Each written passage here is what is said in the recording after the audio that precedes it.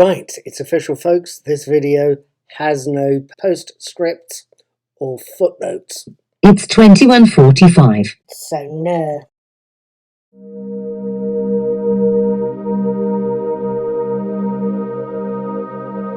Right then, good evening, good afternoon, good morning, whatever it is, wherever you happen to be. My name is Paul. I do the daily teaser range of daily teaser quizzes, both on YouTube. My channel is at Mr. Cuddy 2977. Please feel free to like and subscribe and maybe put money in my tip jar. I'm also the man behind the blog that is Knickknacks Old Peculiar, possibly the world's longest running, most boring, incredibly repetitive blog. I do teasers on it, and I occasionally talk about films I've seen. I've seen West Side Story, Nope, and In the Earth just recently. And I also talk about TV shows I've watched. I've just managed to catch classic Doctor Who series that is The Crusade from back in the early 60s, one of William Hartnell's possibly finest episodes. If you've not seen my review, I'm going to ask you to go and look at those. I think there's possibly cause for discussion there.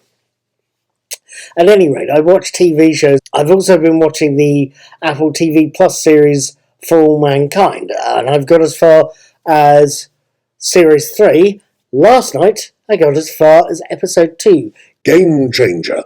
And I thought you might want to hear what I thought. Episode 2, Game Changer, opens the show as Karen Baldwin, Chantal Van Santen, travelling through one of the USA's more arid regions to meet Dr. Dev Aisha Edigathigi of Helios Aerospace. Dev has something of a proposition for Karen. He's got a long-term plan to go on a trip to somewhere that's going to take, or at least the plan was going to take some time to get them from A to B, unless Karen agrees to sell him the remains of the Polaris Hotel. He plans to retrofit the thing and take it out of low Earth orbit. It's a sale Karen is happy to make when she finds out exactly where Dev's planning to go. After the opening titles have rolled, we see that Molly, Sonia Wolga, take three, flagging it up at 3 minutes. We see that Molly, Sonia Wolga, is mightily offended by a decision of Margot's, Ren Schmidt, to take the decision on who heads which mission out of her, Molly's, hands, and then put it into the hands of the selection committee. Molly's almost immediate reaction is to name Ed Baldwin, Joel Kinnaman, as leader for the first mission, and Danielle Poole, Grace Marshall, as leader of the second. That, however, earns her two things. One, it sees her decision getting reversed, and two, it sees Ren giving Molly the sack. Meanwhile, there's a lot going on in the home of Senator Ellen Wilson. Jodie Balfour, the former astronaut, is discussing a run for president with husband Larry, Nate Couldry, who feels that he's got a very wise point. Ellen doesn't like his suggested vice presidential candidate, the hardline Republican Governor Jim Bragg, Randy Oglesby, but has to admit he will pull in far more voters than her somewhat comparatively left-wing choice, Senator McCain. It's something she agrees that she should at least look at. Elsewhere, Karen has yet another meeting with Dev at the very uncorporate HQ of Helios Aerospace. Karen has a suggestion for a mission commander for Dev's revamped Polaris mission. Her old colleague Ed Baldwin is now also her job-hunting ex-husband. As far as Dev's concerned, that's a great little bit of timing. It means he can announce Ed leading the Helios Mars mission and can happily announce it at a press conference on the 6 o'clock news. Now, what did I make of this episode? Was it good, bad, indifferent? Is it setting up a plot line? Is it nodding at someone? Let's answer that last question first, shall we? There is a definite nod in Game Changer, or at least a definite acknowledgement, shall we say.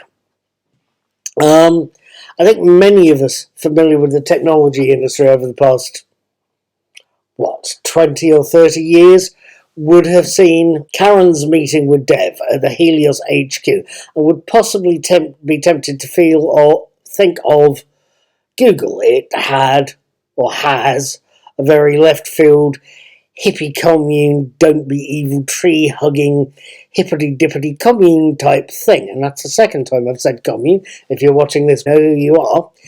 But it's got a reputation for being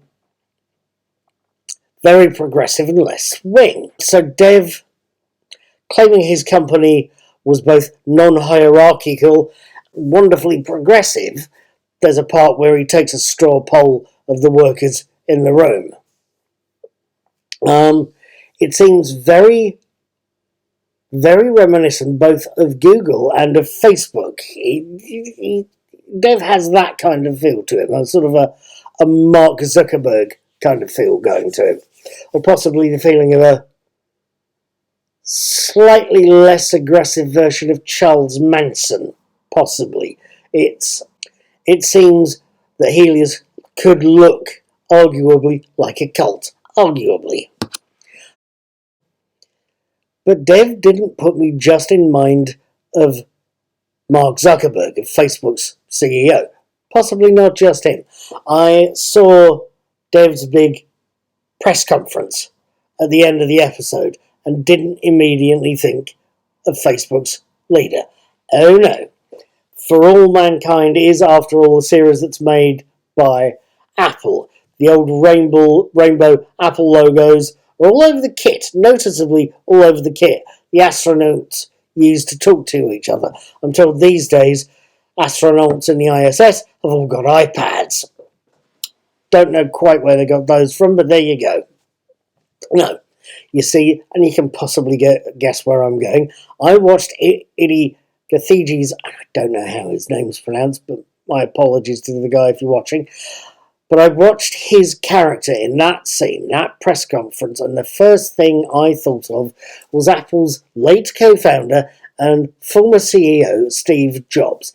If that press conference wasn't a fictional version of a Steve Note, one of Steve Jobs' famous presentations, I, quite frankly, am a duck, and you ain't seeing me going quack just yet. At any rate, with that aside, the episode per se is great. It is a beautifully made, beautifully designed looking piece. It's dramatic, it's wonderful, it's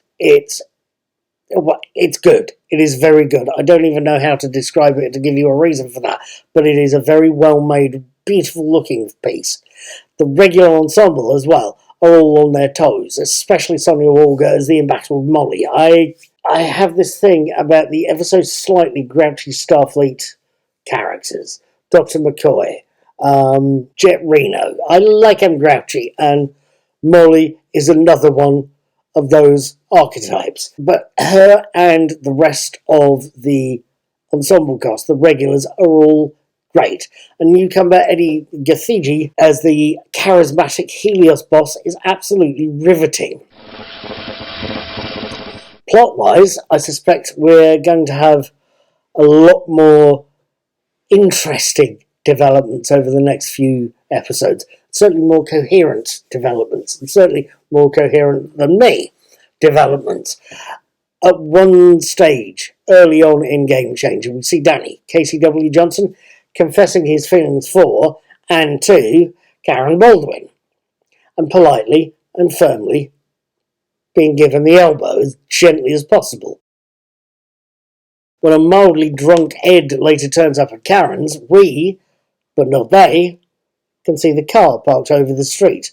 We, but not they, can see that the person behind the wheels is Danny Stevens. We, but not they, can see him watching a woman he's in love with chatting to her ex-husband and going into the house. I think between the rocket testing and the race for Mars, we're going to have some fireworks. Frankly, I am going to be keeping an eye open for those fireworks. I am going to be watching the next episode, All In, on Sunday the 19th of February, and I will have my written and video reviews up on Monday the 20th of February 2023. Hopefully, I'll see you then. But until then, be seeing you.